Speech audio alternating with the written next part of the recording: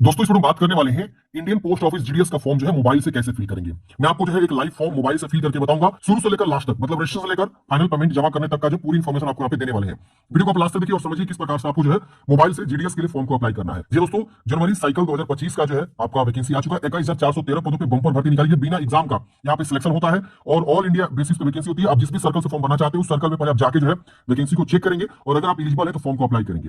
अब यहाँ पे जो एलिजिबिलिटी रखी गई है फ्रेंड्स, मिनिमम उम्र सीमा 18 वर्ष रखी गई है, मैक्सिमम उम्र सीमा 40 वर्ष रखी गई है।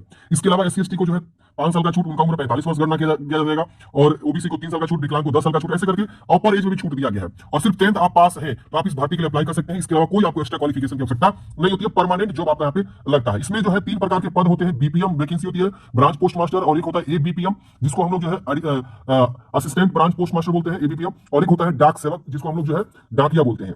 तो ये 3 प्रकार के पदों भर्ती होती है, तीनों के लिए सेम क्वालिफिकेशन होता है। जब आप फॉर्म भरने जाएंगे तो वहां पूछेगा प्रेफरेंस दीजिए कि पहला, दूसरा, तीसरा किसको प्रेफरेंस रखना चाहते हैं कितने में लिखने में। तो आप रोटेट करके ऐसे फॉर्म मतलब मोबाइल को कर सकते हैं और यहाँ पे इस प्रकार से आपका जो दिखेगा, ठीक है ना। तो रोटेशन जरूरी है, मैं रोटेशन करके यहाँ पे फॉर्म भर के दिखा रहा हूँ। आप रजिस्टर पे क्लिक करेंगे, अब यहाँ देखिए रजिस्ट्रेशन का ऑप्शन मिलेगा, आप इस पे क्लिक करेंगे। अब जैसे आप इस पे क्लिक करेंगे यहाँ पे आपको इस प्रकार से जो है आ जाएगा फॉर्म भरने के लिए। अब यहाँ पे पहले आपको अपना मोबाइल नंबर लिखना है, यहाँ पे अपना ईमेल आईडी लिखना है और यहाँ पे देखिए वैलिडेट का एक ऑप्शन मिलता है, इस पे क्लिक करेंगे तो तुरंत आपके जो है रजिस्टर्ड मोबाइल नंबर पे ओटीपी चला जाएगा, उसको आप लिख लेंगे।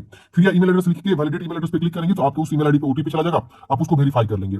यहाँ पे अपना नाम लिखेंगे, यहाँ पे अपना फादर नेम, यहाँ पे अपना डेट ऑफ बर्थ, यहाँ पे अपना जेंडर बताएंगे, जो भी जेंडर है आप यहाँ पे जो है चुनाव कर लेंगे। फिर यहाँ पे कम्युनिटी बताना है, फिर यहाँ पे आप 10वीं जो है किस राज्य से पास आउट किए हुए हैं वो राज्य यहाँ पे आपको चुनाव करना है। हर एक राज्य का यहाँ पे ऑप्शन मिलेगा, जिस भी राज्य से आपने पास आउट किया वो चूज करेंगे। यहाँ पे आपको बताना है फ्रेंड्स पासिंग ईयर, कौन से ईयर में आपने जो है मैट्रिक पास आउट किया हुआ है। आप यहाँ पे देख सकते हैं ईयर यहाँ पे दे रखा हुआ है 70 के बाद। यहाँ पे आपको 1970 के बाद जो भी लोग यहाँ पे मैट्रिक पास है सब कोई फॉर्म भर सकता है, लेकिन एज भी यहाँ पे मैटर करता है। फिर इस कैप्चा कोड यहाँ भरेंगे जो यहाँ पे दिया हुआ है और उसके बाद यहाँ पे आपको जो है सबमिट वाले ऑप्शन पे क्या करना है, क्लिक करना है। रजिस्टर करते हैं फ्रेंड्स, यहाँ पे आप देखेंगे तो आपका जो है पहला स्टेज जो है कंप्लीट हो जाता है। अब यहाँ पे बोला जाता है अब आपको ओके करना है। ये देखिए आपका इस प्रकार से जो है आ गया है। अब यहाँ पे आप अच्छे से वेरीफाई कर लीजिए हाँ जो भी आपने जानकारी यहाँ पे दिया सब चीज सही है कि नहीं है। इसमें कुछ गलती है तो सुधारेंगे, नहीं गलती है तो अब यहाँ पे आपको अपना आधार संख्या लिखना है। हालांकि मैंडेटरी नहीं है बट आप लिख भी सकते हैं। यहाँ पे अगर आप विकलांग है तो यहाँ पे अपना विकलांगता के बारे में बताएंगे, यस तो नो करेंगे। यहाँ पे अब आपको जो है बताना है एम्प्लॉय है तो एम्प्लॉय बताएंगे। लैंग्वेज स्टडी, आप कौन कौन सा लैंग्वेज स्टडी किए हुए हैं, जैसे कि आप देख सकते हैं आपके काफी सारे लैंग्वेज है। तो मैट्रिक स्तर पे आपसे लैंग्वेज के बारे में पूछा जा रहा है। जो लैंग्वेज आप पढ़े उसका आप यहाँ पे टिक बॉक्स पे क्लिक करके आप उसका टिक कर सकते हैं। अगर आप हिंदी इंग्लिश दोनों पढ़े तो दोनों चूज कर सकते हैं। और भी कोई लैंग्वेज पढ़े आप मैट्रिक स्तर पे तो आपको यहाँ पे चूज कर लेना है। मल्टीपल ऑप्शन है, उर्दू है, बहुत सारा ऑप्शन है, ओके कर देंगे। ओके करने के बाद से वो लैंग्वेज यहाँ पे आपका शो हो जाएगा। देखिए जिस भी राज्य से फॉर्म भरना चाहते हैं उस राज्य से फॉर्म भर सकते हैं, लेकिन यहाँ पे कंडीशन एक ही है कि उस राज्य का लोकल लैंग्वेज आप मैट्रिक स्तर पे पढ़े होने चाहिए, समझ रहे ना। तो ये यहाँ पे आपका कंडीशन है।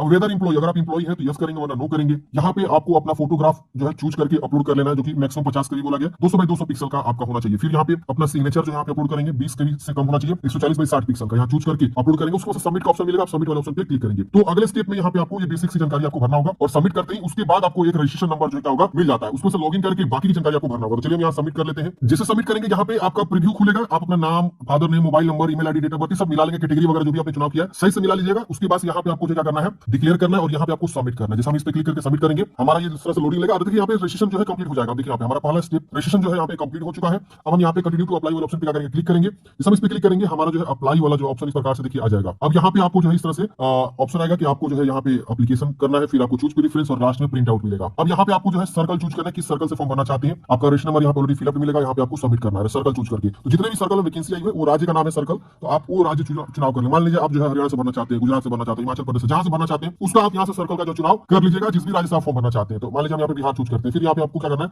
सबमिट करना है। सबमिट करते हैं तुरंत जो आपके रजिस्टर मोबाइल पे एक ओटीपी जाएगा, ये देखिए, और ओटीपी को क्या करना है यहाँ पे आपको जो है लिखना है और लिखने के बाद से आपको यहाँ पे ये कैप्चा कोड जो दिख रहा है यहाँ भरना है और नेक्स्ट करेंगे, आप लॉगिन हो जाएंगे। तो हम यहाँ पे लॉगिन कर लेते हैं। लॉगिन करते हैं फ्रेंड्स, आपका एप्लीकेशन फॉर्म वाला ऑप्शन यहाँ पे खुल के आ जाएगा। अब यहाँ पे आपका जो जानकारी है यहाँ पे शो होता है, आप नीचे आएंगे। अब यहाँ पे आपको अपना जो है कम्युनिकेशन डिटेल्स भरना है, जैसे कम्युनिकेशन एड्रेस पूछा गया है, यहाँ पे अपना जो भी एड्रेस है इन सबको भरेंगे। यहाँ पे आपको परमानेंट एड्रेस पूछा गया, जो भी आपका एड्रेस है यहाँ पे क्या करेंगे, आप फिलअप करेंगे। अगर सेम इसको टिक करेंगे सेम सेम कॉपी हो जाएगा, अलग है तो आप अलग अलग यहाँ पे लिख सकते हैं। तो एड्रेस भरने में आई थिंक मुझे नहीं लगता किसी को दिक्कत होगी, आप एड्रेस अच्छे से भर लीजिएगा। अब यहाँ पे आपका जो है बोर्ड का जो है चुनाव करने का ऑप्शन है कि मैट्रिक किस बोर्ड से आपने पढ़ाई किया है, तो सभी बोर्ड का ऑप्शन देखने को मिलेगा। अगर आप बिहार से चुनाव किए हैं कि बिहार सर्कल से पढ़ाई किया है तो बिहार में जितने भी बोर्ड होते हैं वो सारे बोर्ड यहाँ पे शो करेंगे। अब देखिए यहाँ पे आपको जो है बताना है कि 500 मार्क्स वाला है कि 800 मार्क्स वाला है, कौन सा वाला है। इसके अलावा जो है आपको देखेंगे तो यहाँ पे सेकेंडरी बोर्ड का ऑप्शन आ रहा है, सेंट्रल बोर्ड का भी ऑप्शन है, सीबीएसई बोर्ड जो मान लीजिए बिहार में ही पढ़ाई के लिए सीबीएसई किया, Delhi board of school examination का भी ऑप्शन है। जितने भी बोर्ड है सारा बोर्ड यहाँ पे आपको एनआईओ का भी ऑप्शन देखने को मिलता है। तो आप बोर्ड का नाम यहाँ से क्या करेंगे फ्रेंड, चुनाव कर लीजिएगा। जैसे हम यहाँ पे जो Bihar board school examination board हमने चूज किया, ये चूज करते हैं यहाँ पे रिजल्ट टाइप पूछेगा, तो यहाँ पे मार्क्स है, उसको पता है कि बिहार बोर्ड में मार्क्स ही होता है। अब यहाँ पे आपको जो है इंग्लिश का सब्जेक्ट बताना है,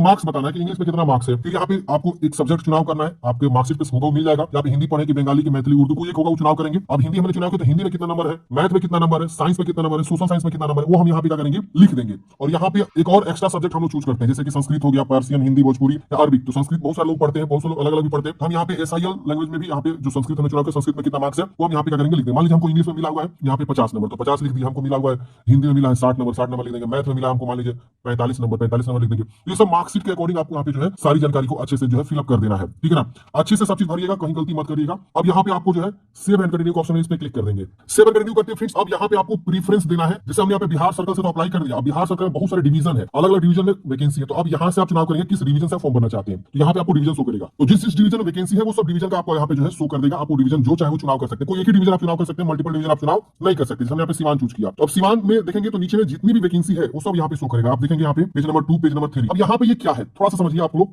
ये क्या है। ये देखिए, ये जो सीवान का डिवीजन है, इसका जो ऑफिस है, इस ऑफिस में बहाली है जिसमें आपका एबीपीएम का पोस्ट है और जनरल कैटेगरी से रिजर्व है। वहां पे ये देखिए बागी बीओ में आपका यूआर कैटेगरी से रिजर्व है, एबीपीएम का पोस्ट है। ये देखिए बैरिया में जो है आपका बीपीएम का पोस्ट है, जनरल कैटेगरी का रिजर्वेशन है। यहाँ पे पोस्ट का नाम शो कर रहा है, कैटेगरी का नाम शो कर रहा है और सैलरी शो कर रहा है कि क्या सैलरी होगा। आप देखिए कि आप किस कैटेगरी से हैं और आप किस कैटेगरी से हैं, तो उसी कैटेगरी का प्रेफरेंस दीजिएगा। मान लीजिए आप ओबीसी कैटेगरी से आते हैं तो आप ओबीसी देखिए कि कहां का है। तो यहाँ देखिए ओबीसी का सीट लेकिन डाक सेवक का है। यहाँ देखिए ये भी जनरल का सीट रिजर्व है, जनरल है। तो पहले आप ओबीसी को ढूंढिए, पेज नंबर 2 पे जाइए। पेज नंबर 2 पे भी देखेंगे यहाँ पे ओबीसी का बीपीएम का बढ़िया पोस्ट है, क्योंकि बीपीएम इसमें सबसे अच्छी पद मानी जाती है। उसके बाद से एबीपीएम, फिर आपका जो है डाक सेवक। अब ओबीसी का यहाँ पे देखिए एक और बीपीएम है, तो हम यहाँ पे पहला, यहाँ पे दूसरा, मतलब जो अच्छा पोस्ट है और जो आपकी कैटेगरी का पोस्ट है उसको आप पहला, दूसरा, तीसरा पे आप रखिए। इसके बाद बाकी जनरल में भी आप अप्लाई कर सकते हैं। उसके बाद आप बाकी का प्रेफरेंस आप दे सकते हैं। तो आपको प्रेफरेंस यहाँ पे देना होगा। आप चाहे तो मल्टीपल प्रेफरेंस दे सकते हैं, आप चाहे तो 2-4 प्रेफरेंस ही देकर आगे बढ़ सकते हैं। अब इसमें 28 वैकेंसी है, देख रहे हैं ना, सीवान का जो हमने यहाँ पे डिवीजन चूज किया। अब इसमें काफी सारे अलग अलग पोस्ट बहाली, जैसे ओबीसी का देखिए यहाँ पे अलग। अच्छा मान लीजिए कोई एससी/एसटी से बंदा फॉर्म भरना चाहता है तो क्या वो अपर वाला चूज कर सकता है? जी हाँ दोस्तों, यूआर वाला कैटेगरी को चुनाव करके आवेदन दे सकता है अगर वहीं से फॉर्म भरना चाहते हैं। आप देखेंगे एससी/एसटी का कहीं भी सीट नहीं है। अगर वो एससी/एसटी का रहता तो वहाँ एससी/एसटी का पहला, दूसरा प्रेफरेंस पे डाल देता और बाकी यूआर में अप्लाई कर देता, कोई दिक्कत नहीं होता।